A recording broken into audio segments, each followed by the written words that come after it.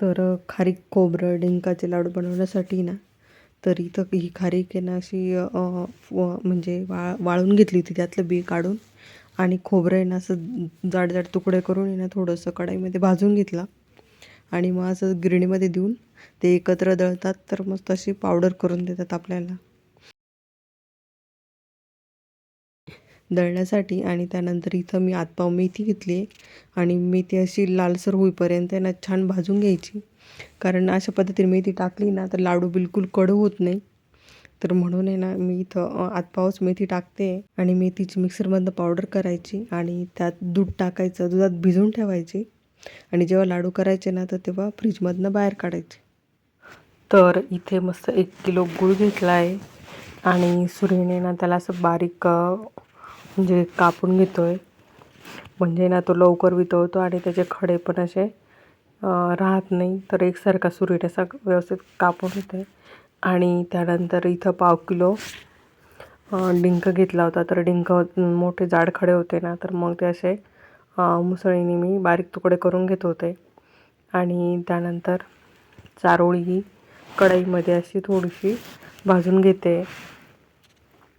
चारोळ्या अशा 5-10 मिनटांनी व्यवस्थित कढईत ना गरम करून घेतल्या ना, त्यानंतर मग काजू बदाम पण कढईत व्यवस्थित थोडंसं अगदी 1 चमचाभर तूप टाकून आहे ना, तर काजू बदाम पण आपल्याला फ्राय करून घ्यायचे. तर बघा असा बारीक मस्त सुरीने ना कापून घेतला गुळला. आणि त्यानंतर मेथी आणि फ्रीजमध्ये ठेवलेली होती ती मी काढून घेतली बाहेर. आणि त्यानंतर आता काजू बदाम पण भाजून घेते. अगदी जास्त तूप न टाकता अगदी 1 चमचाभर तुपातच मला काजू बदाम पण कढईमध्ये असे थोडेसे तळून घ्यायचे. तळून म्हणजे थोडेसे आपण फ्राय करून घेणार आहे.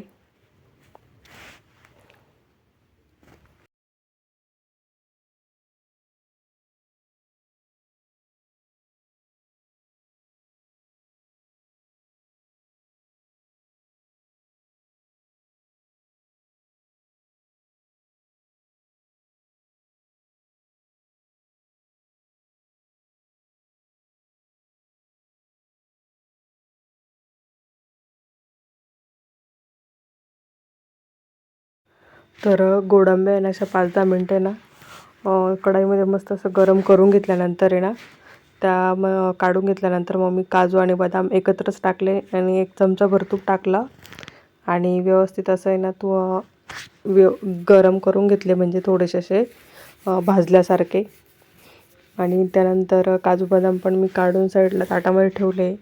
आणि त्यानंतर आता इथं मी डिंक आहे ना तळून घेते.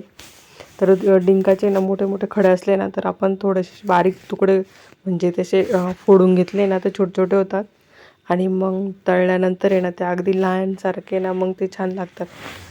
आणि थोडंसं पुन्हा मग तळल्यानंतर आहे ना थोडंसं खलबत्तात ते किंवा मग त्या मुसळीने ना असं थोडेसे कुटून घ्यायचे आणि थोडंसं असं जाडसर ठेवायचे. मग ते अगदी मस्त लागतात खायला. तर त्यानंतर मग मी तर आता सर्व डिंक आहे ना थोडा थोडा टाकून तळून घेते.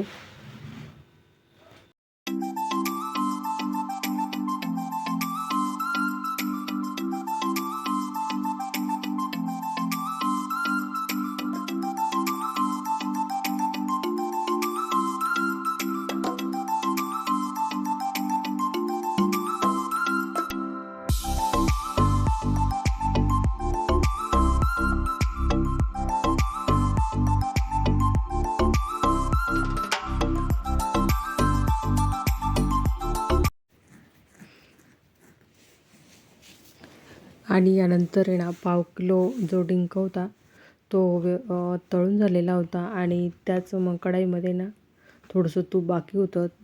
आणि त्यानंतर मग मी पुन्हा थोडंसं तूप टाकलं आणि जी मेथी होती ना ती इथं भाजून घेते. म्हणजे ना मेथी 1 दिवस अगोदर आहे ना मेथीला भाजून घ्यायचं, मिक्सरमधनं दळून घ्यायचं. मिक्सरमधनं दळली ना तर पावडर होते ना, तर त्या पावडरमध्ये दूध टाकायचं आणि व्यवस्थित असं मिक्स करून फ्रीजमध्ये ठेवून द्यायचं. आणि ज्या दिवशी लाडू करायचे ना त्या दिवशी काढून आहे ना मग असं 1-2 चमचे तूप टाकून ती मेथी ना छान अशी भाजून घ्यायची. तर तुम्ही बघू शकता मस्त अशी लालसर मेथी भाजल्या गेली आहे आणि ती कढईमध्येच ठेवली आहे. तोपर्यंत मी ते ना काजू बदाम आहे ना मिक्सरमधनं थोडीशी ना असे पावडर करून घेते, कारण खलबत्त्यात कुटले तर ते जाडसरच राहतील.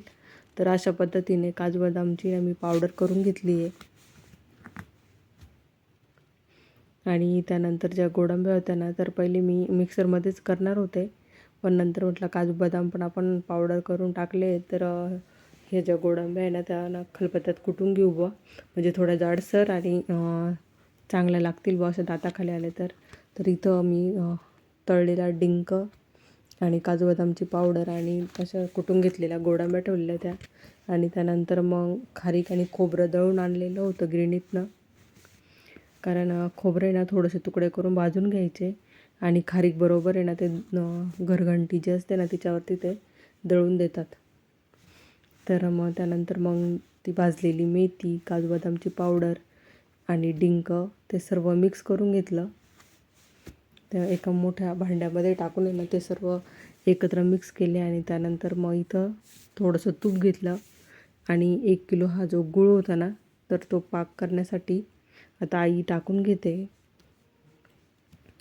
तो तूप असं व्यवस्थित गरम झालेलं होतं आणि त्यानंतर मग त्यात गूळ टाकला आणि आता गूळ पूर्ण ना विरघळेपर्यंत हलवून घ्यायचं आहे.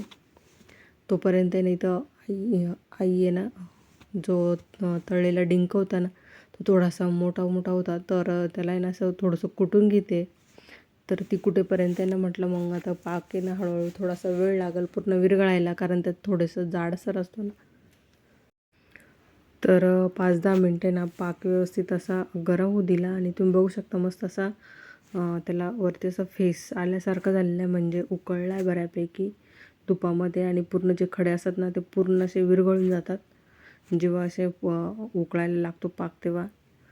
तर मग आता इथं हे जे खलबत्त्याने कुटून घेतलेले जे डिंक होता ना तोही मी या पातेल्यामध्ये घमिल्यामध्ये टाकून घेते. आणि त्यानंतर मग वरतून आपण आहे ना पाक ओतणार आहे. तर जे मेथी वगैरे टाकलेली होती ना, तर ती व्यवस्थित अशी मिक्स करून घेते, कारण मेथी पण तुपात भाजलेली होती ना, मग त्यामुळे पण थोडेसे असे गोळे होते. तर मग आई इथं आता तो डिंक टाकून घेते आणि पुन्हा व्यवस्थित असं मिक्स करून घेते, कारण मेथी, ती काजू बदामची पावडर आणि कुटलेला डिंक हे सर्व आहे ना व्यवस्थित त्या खारीक खोबऱ्यामध्ये आहे ना मिक्स करून घेतलं ना, मग वरतून पॅक टाकला आणि व्यवस्थित असं चोळलं तर लगेच लाडू बांधता येतात. तर मग आई म्हणे आपण लाडू बांधायला टेरेसवरती बसू बा तिथं, कारण आता खूप थंडी वाजत होती घरामध्ये. आणि मग मी हा जो केलेला पाक आहे ना तो त्या पाटीमध्ये ओतला घमिल्यामध्ये. आणि पुन्हा आई असं व्यवस्थित, कारण थोडंसं गरम गरम असतानाच ते मिक्स करावं लागतं, नाही तर मग थंड झालं तर लाडू व्यवस्थित असेच जमत नाही. तर आई इथं टेरेसच्या इथं येऊन बसलेली होती. तर तुम्ही बघू शकता अशी चमच्यानेच मिक्स करून घेते, कारण पाक गुळाचा पाक आहे ना खूप गरम असतो. तर मग आम्ही दोघी पण पटापट आहे ना असं व्यवस्थित मिक्स करून घेतो आहे. आणि तूप वगैरे पण असं व्यवस्थित प्रमाणात टाकलं ना तर लाडू पण अगदी मस्त होतात. हे मेथीचे लाडू करतो ना तेव्हा मेथी भाजून घ्यायची, मिक्सरमध्ये पावडर करून घ्यायचे आणि त्यामध्ये दूध ओतून ठेवायचं आणि फ्रीजमध्ये ठेवायची. आणि जेव्हा आपण करणार आहे ना लाडू तेव्हा तुपात भाजून घ्यायची, तर बिलकुल असं कडूपणा लागत नाही आणि लाडू पण एकदम मस्त लागतात. तर व्यवस्थित असं गुळाचा पाक आहे ना सर्व याला चोळून घेतल्यानंतर आहे ना, तर तुम्ही बघू शकता अगदी इझिली लाडू आहे ना असे पटापट बांधले जातात.